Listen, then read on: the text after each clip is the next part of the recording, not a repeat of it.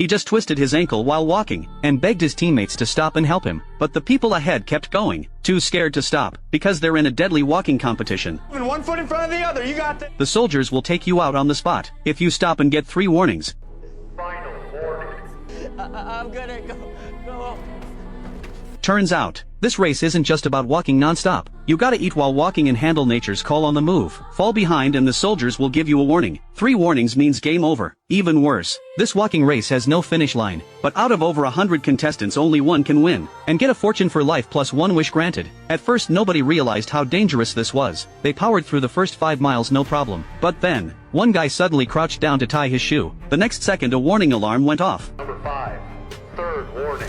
Luckily he stood up just in time, barely avoiding a fatal outcome, but from now on he can't make any mistakes. To kill time during the boring walk, everyone started talking about their dream life after winning. But right then, a curly-haired guy got a leg cramp. Jack rushed over to help him up, trying to get him back on his feet, but the pain was so intense he couldn't move forward. Soon he stumbled and hit the ground. Immediately a soldier aimed at his head. Jack froze in total shock. Thankfully a guy nearby pulled him back, snapping him out of it. After that incident though, all the contestants went silent, terrified they'd be next. Soon they reached the 17-mile mark. Seeing fans cheering them on from the sidelines lifted everyone's spirits. Their steps gained new strength, but before they could enjoy it, one guy collapsed from exhaustion, foaming at the mouth. He fell to the ground convulsing, but even that didn't save him from getting warnings. After his 3rd warning, he met the same fate. The group fell silent once again. Nobody said a word. All you could hear was the sound of footsteps. And so, they made it to the 25-mile point. Then, someone said they'd been walking for 3 hours, and the mood picked up again. But just then,